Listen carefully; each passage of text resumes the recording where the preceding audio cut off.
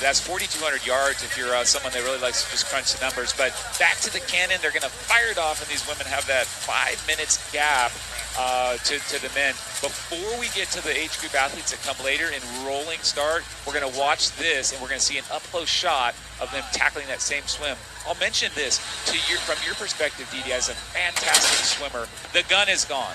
Let me ask you this: a 1-lap versus a 2-lap or multi-lap course on the swim, how does that play into the tactics? Well, I think for a stronger swimmer, they actually prefer the 1-lap swim. It allows them to sort of get out, get away, out of sight, out of mind. With a 2-lap swim, there is the advantage that when you come up, typically for what we call an Australian exit, they may run a few meters on the beach before they dive back in. You can take a look around and see who's around you. You don't get the benefit of that in a 1-lap swim to see what your gaps are, either to the group in front or to the group behind. The 1-lap swim, if you're also not a strong swimmer, can feel like a really, really long way.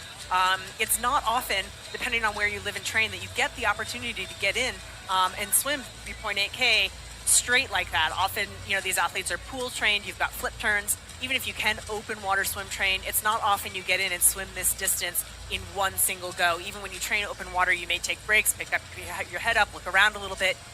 So these 1-loop swims for the less strong swimmers can feel like a really, really long way, and that can be a mental grind to start your day.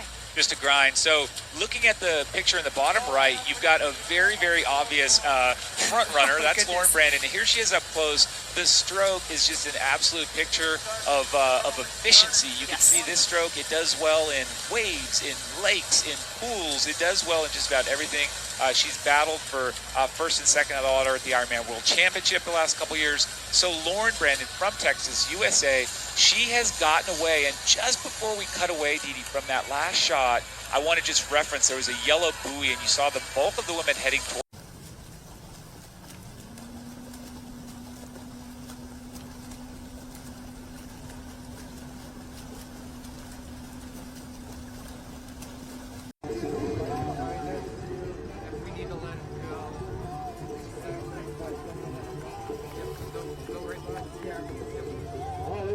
No surprise here, our first female athlete out of the water, Lauren Brandon, swimming through the men's field.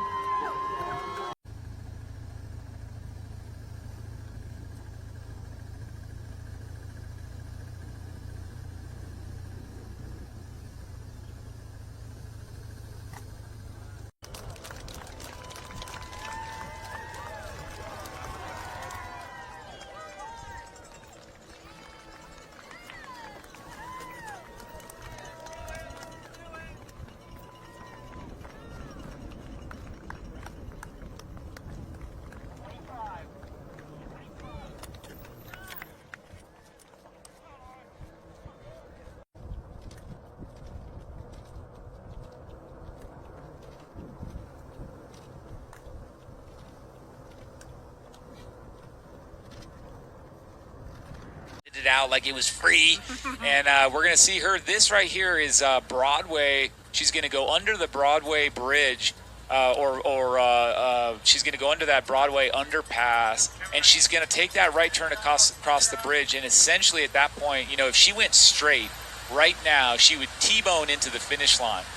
So that would be inappropriate. So she's going to turn right and cross the bridge. I think she's going to have one more opportunity to give a big shout out, as Leslie is, to these hardworking volunteers and say thanks, love you, appreciate it, couldn't do it without you. Couldn't do it without you. And then she's going to have, so here it is, across the bridge, she's going to dip down under Arapahoe, and she's going to wrap around a swinging right turn before she pops out onto the road under which she's about to run.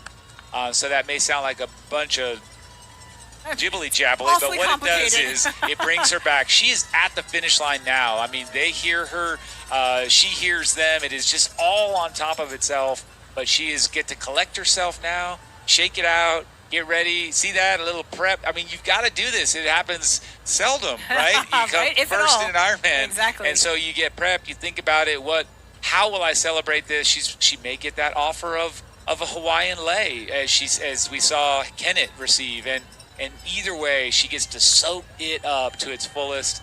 Right now, that sweet sign that says turn right to the finish. There's no more. Yes, please, and thank you. Yes, please and thank you. And here we go. She's with another perspective. We were behind the other athletes, You're going to see her come right into the to the background. Here we go. Behind her again, she's going to turn right onto Arapahoe, onto that final boulevard, and then a hard left. And she says, okay, position the number, get myself ready. I got to soak this up. The finished photo is going to be spectacular. If you've never seen Lauren Brandon up close, you're going to see just one of the most beautiful smiles you've ever seen. Am I right? And she's going to see this smile. It's a Texas-sized smile. And you're going to see it start to come across as she's on the last stretch. Look at her go. There it is. So bib number 25 from Texas.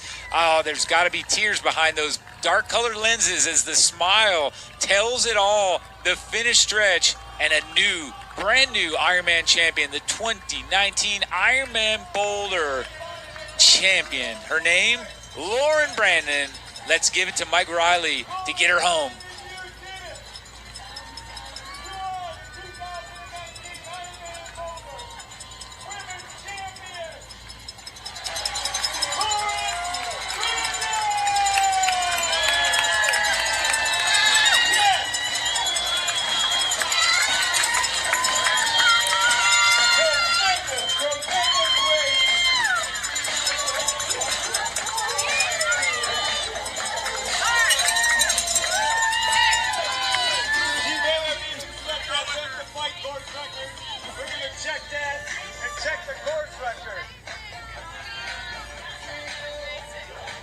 Getting a big hug there from our coach, Julie Dibbins.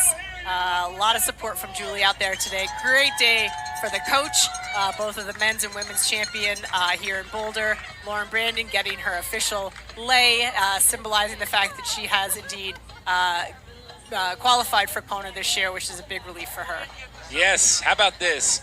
Lauren Brandon from the USA, 48.43. That's a course record for the swim. 4:38.06 for the bike. That's a course record for the bike. She ran 3:36 on the marathon to come home in a time of 9 hours, 9 minutes, and 9 seconds for a course record overall. A first-time Ironman winner, and she did it with absolute style and grace. Incredible show. What is this? 090909? How did she do it? What a beautiful number, too. So Lauren Brandon, what a pleasure. Congratulations. And everybody loves seeing it. We're going to jump right back down to Mike Riley and get the word straight from the champion. Watch this. Lauren Brandon, that lei looks beautiful on you. Beautiful. Congratulations. Let's start out the day with, well, the water, the swim.